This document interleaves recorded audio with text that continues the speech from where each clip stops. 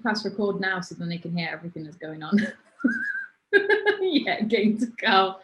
Oh, that's good. Welcome to Agile It's not like you've ever World. done that to me. Like yesterday when I was looking up to see which episode we were on, you set record so that I was actually captured doing that.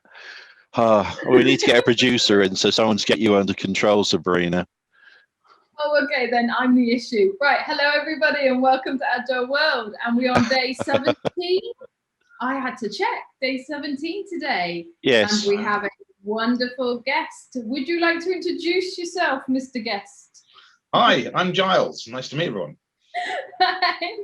And obviously you've got Karl, and if you are watching a bit more than that, a bit more forthcoming than that. Karl, you've gone slow again.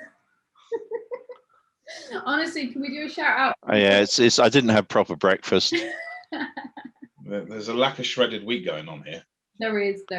I mean, I'm a celiac. I don't know what his problem is. So if anyone work for BT, if we can sort out his broadband, that would be really helpful. Please contact us direct. Well, I think the thing is that maybe rum is not the best syrup to place on Frosties. Ooh. No. Ooh. No, that's No. harsh. That's worse than vodka. No. I don't know what you lot do out in the sticks, but seriously, those breakfasts, I'm not sure they're breakfast of champions. Not much. That's why we live out on the sticks. You can get away with everything. Yeah, well, it's a slower pace of life out here. Right, Karl, go on. Kick things off. As is the connection. This is going to be an interesting one. Right then. So, would you like to introduce yourself, please, and tell us about yourself? So for viewers that don't actually know you, most likely probably do, but please just give us an introduction. Yeah, so day job, I'm a technology leader, an agile coach, and I work in either a full-time or part-time or contract basis with a variety of different organizations. Currently doing an engagement with the British Medical Journal, which is great fun at the moment. Yeah, great fun. Great team to be working with. And obviously the other thing I do a lot of is the hosting of meetups and agile conferences around the globe. And so, I'm involved in quite a few things during the month of February. Very busy, taking full advantage of lockdown, I can see. Absolutely. Very, very busy. Absolutely. Now, you recently had an event, which was an event that we're all inspiring to, because how many numbers turned up to your event? Oh, I mean, with those sort of registration numbers on the day for the people in total of over 1,300. In total, actual registration people across all platforms, we had over 2,300 people sign up for the event. And this was something that just organically happened and started in conversation with me and some friends. Tail end of November, beginning of December last year. And it just so happened, obviously, with everything that you guys and Scott were doing at the same time, this thing came together. And with the support of obviously the festival to help drive people to come to the event, we went and asked a whole raft of amazing thought leaders to come along and share, things that they had achieved and done in the last 20 years. It was that real retrospective, that real futurespective, looking towards the next 20 years as well. And they came along, wowed the audience, wowed us as hosts as well. And we had a cracking time to the point that it actually was due to finish at 8 o'clock. And we had people literally baying at us on LinkedIn and other places, keep going. So we stayed on till 8:30, 3.5 hours later. Are you going to be doing another session? We're running also 4 mini events throughout February. So mini event number 3 is tonight. So 3rd Thursday of February, I should say. So we got Shalini and Charles-Louis coming along and actually doing talks and presentations to the community this evening, 6 p.m. this evening. And then next week we have for mini event number 4, we've got Neil Walker and Roy Marriott coming along to absolutely wow the audience as a final pass as well. So it's going to be an awesome session. So definitely, I will add these links to the below video. So if you haven't already signed up. because they are absolutely amazing. And what are you looking forward to most about these events? I just think what we enjoy about always doing them is that they're for the people, by the people. So, and this is what we know from all the engagements and the conversations, you guys have had listening to you daily, the conversations with all the other guests and Yusuf on the other day. It is something which is really organic, something which is for the people and by the people. And as such, we're really excited that we also get to ask people who not necessarily have done huge amounts of public speaking or haven't done huge amounts of meetups and other things, but to come along and actually share what they're passionate about to the community. And that's what we love. We love giving those people who are starting out in their sort of agile meetup career, if you like, that opportunity to come along and present something that they're truly passionate about, and sort of wowing the audience in the process. And it's great fun. And what we're seeing is a repeat pattern of people from all over the world starting to turn up. New friends in Peru, new friends in the Far East. This is awesome. Just think of the holidays. All the people we can go and stay with around the world once we're out of a pandemic. Well, no, not yet. I mean, we've got to speak. We're looking at the future as well. So that's something. Do you know what? You've literally just put in a nutshell what Agile20Reflect is. Probably by far better than most of us have been able to do it. Karl, are you still with us? I seem to be phasing. It's very funny because it was all working like earlier today, but now when we're doing this, it's not working very well. I'm assuming I've just hit the period when children are getting off their schoolwork where they're not really using the browser much and suddenly going off to entertainment land. I seem to be synced again. So apart from this amazing event, have you got more coming up, Giles, next week? So yes, it's some of the stuff. So I've personally got one as well. So I've been invited by Nana and the West African Hub to come along and share a talk next Thursday. I think it is the 25th. That's either next Wednesday or Thursday. Apologies, I'm again like you, sort of not necessarily sure of the date today, but the 25th, which I do believe is next Thursday, yes. And it's in the calendar, so you can go to the festival website to find out. And I'm doing a talk which I was chewing the fat over with Karl earlier today while I was recording his confessional with him, which we will touch on in a minute. For me, being sort of fairly pragmatic in this world. I've certainly been around the block. The grey hair gives it away, and I like to always sort of share the challenges, the dysfunctions of Agile with people, and sort of talks where then they can interact and ask me questions as well. And so, Nana and the Hub have asked me to come along and do a talk and share my list of dysfunctions to the Agile community there, which is going to be great fun. Sounds good. What language will it be in? English. I mean, it's the only language I can talk. Just checking. I can't even do that very well at times. So. Well, I can understand you. Sabrina, can you get him from Darlington? Is that something you can understand his accent? I live in Darlington. I'm not one to talk because I live in the northeast. Actually, someone made a comment, said, "Oh, she's a northern lass, isn't she?" I've got a southern accent because I'm from the south. You do sound like you come from the Shires. Did you live next door to Frodo when you were growing up? I'm from another mother. It's all coming out now. It's weeks of frustration and anger. You'll realise I'm taller than you are, probably, or so you'll be very shocked when we physically meet. We only actually physically see this side. All right, I'm 6'2". Oh. So, woo! No, it's I'm taller than both my parents. We're assuming that I'm a throwback from some bygone age. When my family would go around wearing one loincloth and carrying a sledgehammer. That's how old you are. Yeah, I agree. Sorry, I was telling Sabrina earlier that I sort of had classified you two as the sort of Richard and Judy of Good Morning Agile Breakfast TV. Which is she was very happy with.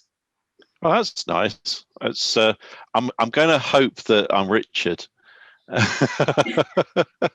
Yeah, Richard's got really bad style in clothing, and you knocked that out the park the other day with that. Oh, yeah, Bism. That's a mean thing to say. Not necessarily untrue, but I used to be a fashionista when I was younger, when it made a difference. You still are, my darling. You still are. I'm trying to deter the conversation so we don't go to this other item. Is there anything else I can ask you? I'm fearing the confession. Oh, I don't mind. Tell us about the confessional and why you set it up. And well, it was one of those weird things, right? I mean, again, if you'd sort of said to me at the start of 2020, well, guess what? You won't be a full-time employee anymore in an organization. You'll have your own business. You'll be working with clients. You'll be hosting 4 different meetup groups. You'll also be chairing Agile conferences and sort of doing the hosting and talking to amazing people, sort of like Dave Snowden and other people, you know, in conversation, and all of these amazing sort of crazy things. I just thought the year just can't get any more bonkers. And then I was talking to a friend who literally had sort of picked up the phone to me because he had had a really bad experience in a sandwich shop. And had ordered a sandwich, and I'm not joking, this is the story, and then had ended up apparently asking for something additional to the sandwich. And apparently the sandwich shop owner lost it. And absolutely just, you're the worst customer I've ever had. Get out of my shop. I no idea absolutely why. Got back to his car and sort of sat there kind of going, what's just happened? And so he phoned me up and kind of went and had this little rant and told me the sort of story that I just shared. And then he sort of went, oh, you know what, that felt like a confessional. Bing! And I suddenly thought, there's the nugget. Right, how do we get all of the Agilistas to actually come along and the one thing, share the mistakes that they've made in their career, and all mistakes. And actually, though, because it's about wanting to give back to the community for the people, by the people, it's actually saying, look, I've cocked up in my career. I've made mistakes. I've learned from them. I've grown from them. I've become a better human from them. And as such, here, these are the mistakes. These are the learnings I did. This is the takeaway, that so you don't go and end up making those same mistakes yourself. And then from that, recorded 1, which spawned into 2, which spawned into 4, which became 8. And so on and so forth. And then got Scott involved in December. So Scott recorded an episode with me as well. Chris Stone recorded one of the episodes, and it just gone from strength to strength. And so, of course, you know, reached out to Scott, said, oh, well, let's try and think about doing some, which are obviously related back to the festival. So, of course, I put the message up on WhatsApp. Karl instantly, in about 30 seconds later, went, yeah, I'm in, me. And recorded. But it was quite boring this morning, wasn't it? Really, because I'm such a saint. Oh, I mean, we need to do it again. There's so much more dirt we can get on it. Honestly, it was fairly tame. I'm not sure anyone will really want to listen. Yeah, it's you know, it's a filler. It's a filler until you get someone good. I'm quite honest, and nothing embarrasses me. And I'm one of these people that random stuff happens to me all the time, like really random funny things. It's almost like I'm this type of person that somehow accidentally can insert themselves. You're a nexus. Into a really weird situation. I don't know what it is, but I'm really honest about it because I find it so funny. You can literally speak to me weekly and something random is out. For example, I convinced my husband to buy me. Oh yeah. Buy me this. I was drunk in Tesco's. I'm not going to lie, and it fitted me. It's for a 7 years. She went round the store wearing it and sent me WhatsApp pictures while she was doing it. I just. Can they be made public? No. Yeah, they can. Do you know what? Probably. I'm not bothered, you see, because do you know what made my day? It wasn't the fact that I was messing around, and I wasn't after the attention. It's because every single person I passed, bar about 2 or 3 people, so about 90% of people, smiled, laughed, and giggled, and just. Oh, okay.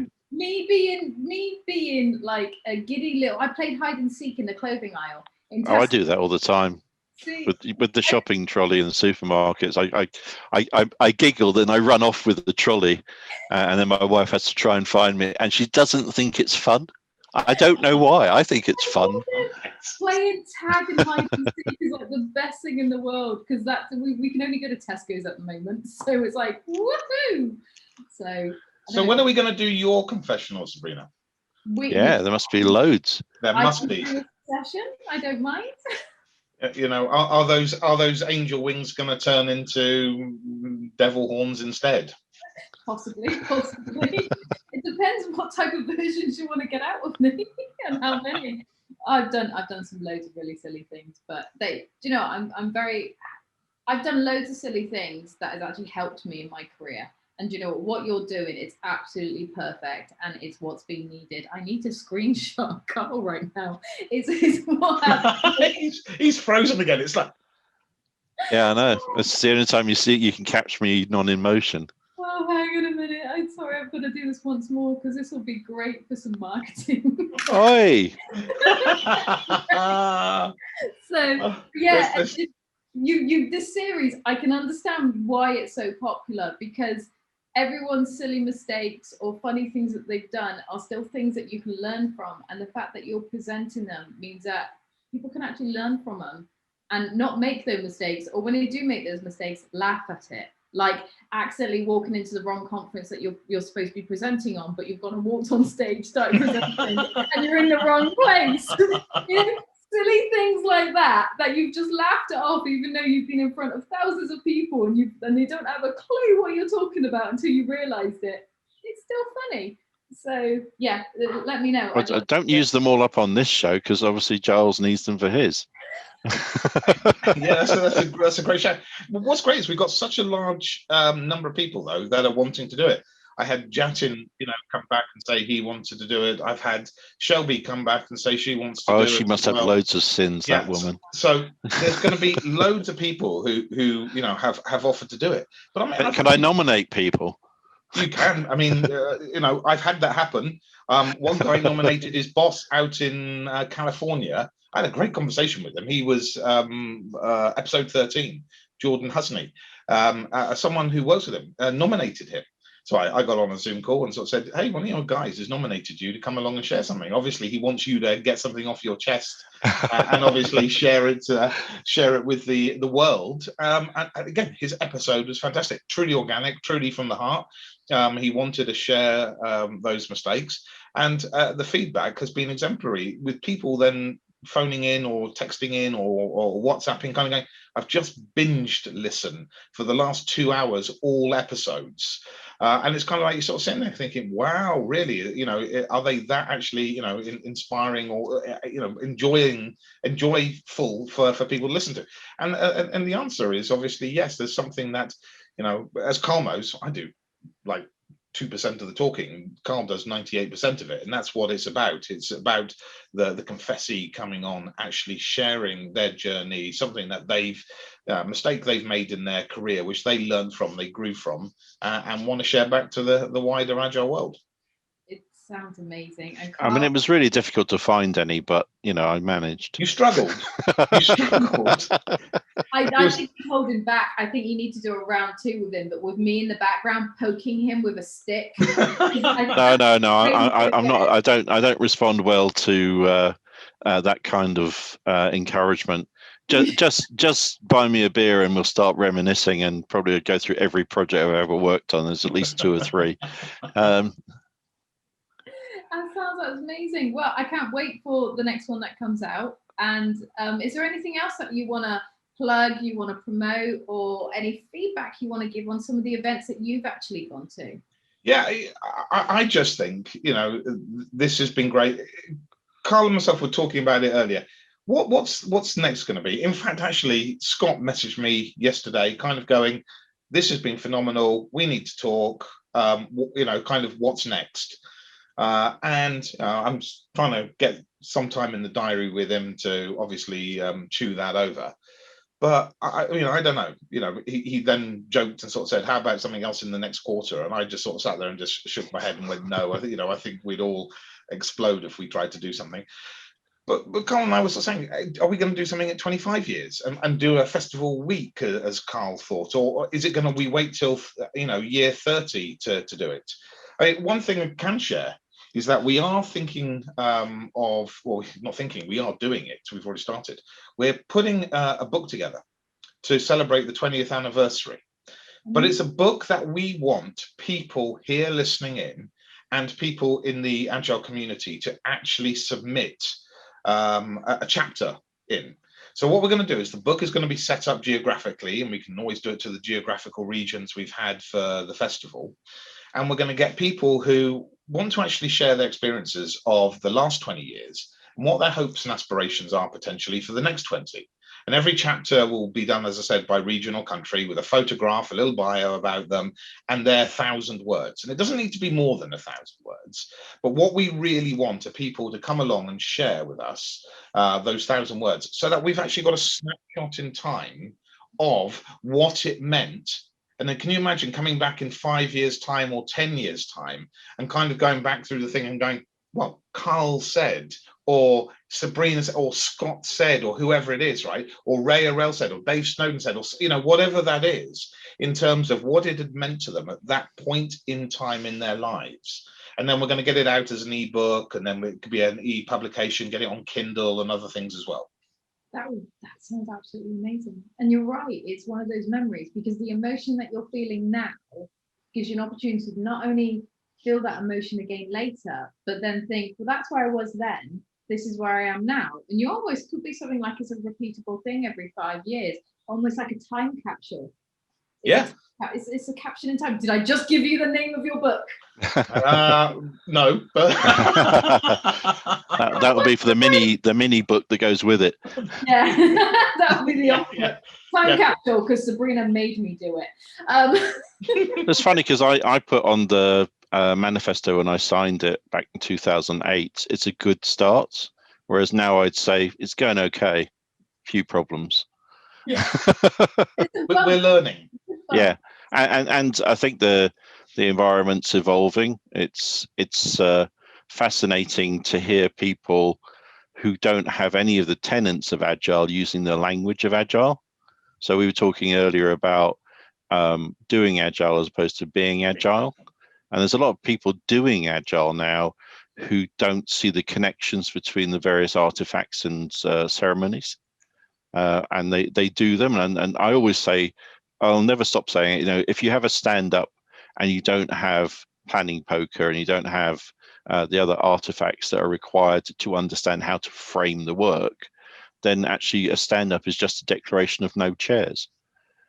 So we just need to bridge that gap with education, and I think this festival is helping a lot with people who just have heard stuff but don't know what it means. It's a new generation of coaching though, which coaching's changing slightly to now looking into the behaviors, the mindsets, you know, it's now moving to being Agile, not I'm doing Agile or I'm learning Agile, it's being Agile. It means that it's evolving in one sense, but fully agree with you, Karl. I said to Karl earlier, you know, when I did a Scrum Master qualification, I think back in 2004, and I walked away going, I am now master of the world. I can take on everything, you know, and I suddenly realized that actually over about the next 6 years, I absolutely knew Jack. And as such, you know, I was only doing Agile for all of those years until I suddenly sort of the moment of realization, why everything else around me is changing. I'm changing, the work is changing, technology is changing, the customers are changing. Yeah, hang on a second, I'm being very prescriptive, following the sort of the little black book, and you know, that sort of, we talked about this, the sort of the Agile zealots, if you like, earlier. And now, you know, certainly, I don't know, it was that eureka moment probably back in 2009, 2010, joining a new organization, sort of seeing how more organically it can happen in a better way, and bang, all of a sudden realize, I've been doing it wrong for so long. It's not that you were wrong, it's that you were evolving. And I think Agile is evolving as well. I think when it started out, it was in reaction to a control system. Yes. Then it became another control system, and now there are people who still like the control system element and they enforce it. And then there are other people who go, well, I get better results if I make it a liberty rather than a control. So I think it's an evolution. I get what you're saying though, because now I'm thinking back to when I did my Scrum Master And that was, I got my qualification in 2012, I think it was. And now I've just had a quick think. I need to go back and apologize to a lot of people that experienced me when I first became a Scrum Master. You're giving your penance away. I'm sorry, I got loads. Honestly, I got loads. Yeah, we all have those situations, but I think Giles gives us a great opportunity to get some stuff out there that help other people to understand that actually that perhaps wasn't the best way to do something. And let's evolve our practice. I mean, if we as coaches can't be coached, we're in the wrong job. Yeah, 100%. I hear you. Right then, I'm just having a look. Right, have we got anything else that we'd like to add today? This has been absolutely amazing. We need you back. Okay. Oh, thank you very much. You've been absolutely. We could always do a threesome. Okay, that came out. Are you going to edit that out, Karl? Because No, I'm going to leave that in. I think that deserves to be left in. I may have to change the children's filter on our show, but no, that is your mind. I actually meant it as a I can't say three-way. Three people on a call. Did you mean a manoir? No, manoir. Say it. You're going to say it was one menage a trois. That was the word I was trying to think of. Menage a trois. Apologies for any. It's descended into chaos. Well, that's what we're here for. Well, thank you. I'm going to close this now. Thank you ever so much for your time. It's been absolutely amazing. Really excited. I can't wait to, after really properly think of what my confession, because I've got quite a few that may not, get me sacked.